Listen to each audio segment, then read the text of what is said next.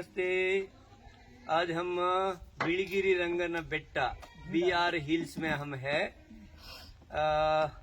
विशेषकर हमारे पतंजलि परिवार के सभी योगी भाई बहनों को मैं बता देना चाहता हूँ कि आज हम यहाँ हमारे छोटे से आश्रम में यहाँ पर है, जहाँ हमारी पूज्य दीदी जी आदरणीय पूज्य डॉक्टर देवप्रिया जी अपने कम से कम 2 वर्ष तक यहाँ साधना की है, मौन साधना।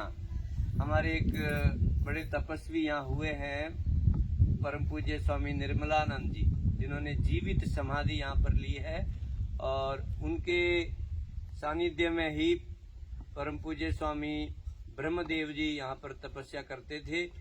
तो उनके मार्गदर्शन में पूज्य दीदी जी ने यहाँ के आदिवासी, जिनको सोलीग्रह कहते हैं, एक दीदी अम्मा बैठी है हमारी यहाँ, सिद्धा माँ, इसको दिखाओ। ये सिद्धा माँ जी है, इसी समुदाय से आती है और यहाँ आदिवासी आसपास में बड़ी संख्या में रहते थे। तो पूज्य दीदी जी जब यहाँ तपस्या कर रही थी तो ऐसा बताते, हमने कभी वो इंटरव्यू, आप संन्यास बोध जो है गूगल में जाकर के वैदिक चैनल पर उसका टेलीकास्ट हुआ था, एक बार जरूर आप उसको सुने। तो उसमें पूज्य स्वामी जी इनको दूध, बिस्किट या थोड़ा बहुत कुछ फल वगैरह देते थे और ये जैसे यहाँ से बाहर निकली और यहाँ आदिवासियों के छोटे छोटे बच्चे आ जाते थे, अम्मा बंद रहो, अम्मा बंद रहो, अम्मा बंद रहो, मतलब अम्मा आ गई, अम्मा आ गई। तो ये अम्मा जो है वो सब कुछ अम्मा उनको दे देती थी और अम्मा ऐसे ही तपस्या के साथ साथ पूरा उपवास में ही ज्यादातर समय बीतता था। तो मुझे लगता है वो उपवास बहुत वर्षों का था, पर हम लोग भी उपवास का कुछ प्रयत्न करने यहाँ आए थे, पर हमने बोला दीदी जी उपवास तो हमसे नहीं होगा। तो हमारी पूज्य दीदी जी बहुत ममतामयी है, करुणा, और इनके अंदर इतना वात्सल्य, प्रेम, स्नेह है कि आज हमारी आरती जी और सुजाता दीदी और ये हमारी सिद्धा माँ, ये हमारा रवि अन्ना सब बैठे हैं। तो बोला कि गरम गरम लकड़ी जला करके, मिट्टी का चूल्हा, मिट्टी के बर्तन, ये पूरा देसी तरीके से आज भोजन बना रही है और हम सब मिलके प्रसाद पाएंगे। तो भाई ये आनंद जो है ना, मुझे लगता है किसी 7 स्टार में, किसी 5 स्टार में आप करोड़ों रुपए भी खर्च कर लो, ये कभी नहीं मिलेगा। बस मैं दीदी पाए तो आपको भी खिलाएंगे। हाँ तो मैं दीदी जी से निवेदन करूंगा कि भोजन बनाते बनाते ही हम सबको थोड़ा आशीर्वाद के रूप में 2 शब्द कहें। मेरे भाई में तो खाना बना रहे, मेरा आशीर्वाद खाने में मेरा आशीर्वाद है। फिर भी दीदी जी यहाँ तो सारी प्रकृति आशीर्वाद दे रही है, एक एक पेड़ पौधा, यहाँ की हवा, यहाँ के बादल, यहाँ का आकाश, एक एक कण कण यहाँ का आशीर्वाद दे रहा है। और उससे भी बढ़ करके यहाँ एक हजारों साल पहले बड़े तपस्वी हुए रंगा स्वामी, जिनके नाम पे इस पर्वत का नाम ही बिलिगिरी रंगन बेट्टा पड़ गया। बेट्टा का मतलब पर्वत होता है। और मैंने जब यहाँ रहती थी तो मैंने देखा संक्रांति पे लाखों लोग आते, कम से कम 1 लाख लोग पूरे पहाड़ पे मुंड दिखाई देते हैं संक्रांति पे, क्योंकि बहुत सारे इधर के जो दक्षिण कर्नाटक के भाई बहन हैं, उनके घर के कुल देवता भी हैं रंगा स्वामी। तो वो अपने कुल देवता से आशीर्वाद लेने आते हैं संक्रांति। तो मुझे लगता है कि जो लोग विदेशों में जाते हैं इंटरटेनमेंट एंजॉय करने के लिए, ऐसे स्थानों पे आना चाहिए। अभी 2 दिन पहले मैं हम्पी में भी गई, जो हनुमान जी महाराज की जन्मभूमि है।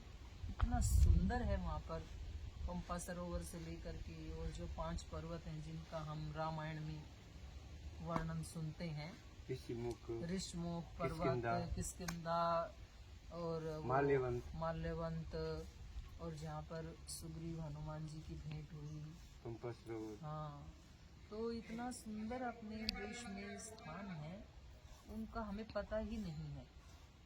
मैं तो विदेशों में भी महाराज जी, पूज्य श्रद्धेय स्वामी जी महाराज के साथ जाने का अवसर मिला। आए तो माँ, आए तो ಕೊಡ್ಲಾ ಇಲ್ಲ ಅಲ್ಲೇ ಮಾಡಿ ನಿಮ್ಮ ನೀವು ಮಾಡಿ ನಿಧಾನಾಗಿ ಆಯ್ತು ಆಯ್ತು ಊಟ ಮಾಡಿ ಸಾಯಂಕಾಲ ನೋಡ್ತೀನಿ ಸರಿ ಸರಿ ಅಮ್ಮ. ಇದು ಹಣ್ಣು ಆಯ್ತಾ ಯಾವ್ದಮ್ಮ ಹಣ್ಣು ತಿನ್ನಾಯ್ತಾ ಇದು ಹಣ್ಣು ಇಟ್ಟು ತಿಂತೀನಿ. ಆಯ್ತು देखो दीदी जी, ये हमारी सिद्धा माँ से कन्नड़ में बात करती है।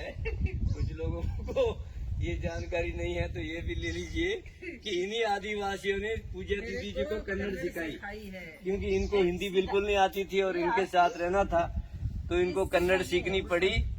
और आप बैठे ही रहो। दूसरी बात दीदी जी अभी बता रही थी जो रंगा स्वामी जी के बारे में।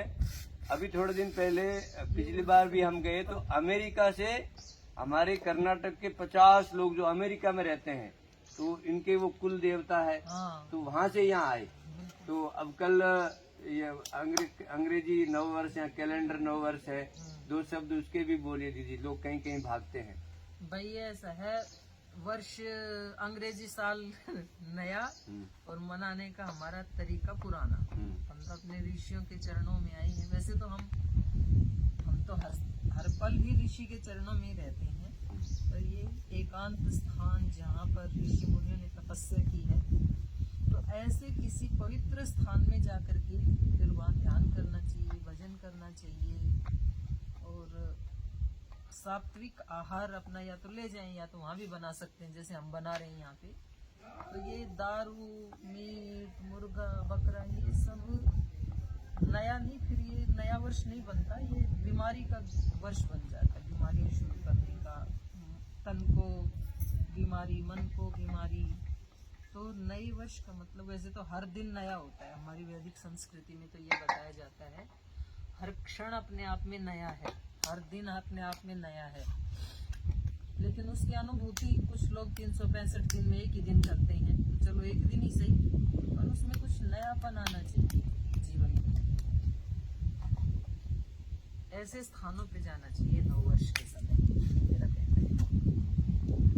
धन्यवाद। तो अगर आपका भी मन हो तो अगले वर्ष प्लान बना लेंगे। अब ये वर्ष तो अभी बीत रहा है और क्योंकि हम सब लोग भी पूजा दीदी जी के साथ अभी परम पूज्य गुरुदेव के पावन चरणों में अभी कुछ समय के बाद ही निकल जाएंगे।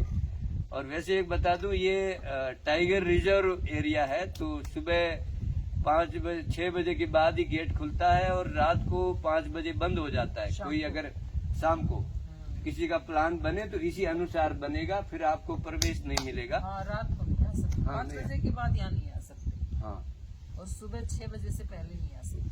हाँ, तो ठीक है, सभी का बहुत बहुत धन्यवाद, प्रणाम। और ये हमारा आश्रम भी तो दिखा दो, छोटा सा दिखा रही है। ये हमारा पतंजलि आश्रम है, ये आश्रम है, बिहार हिल्स का आश्रम है।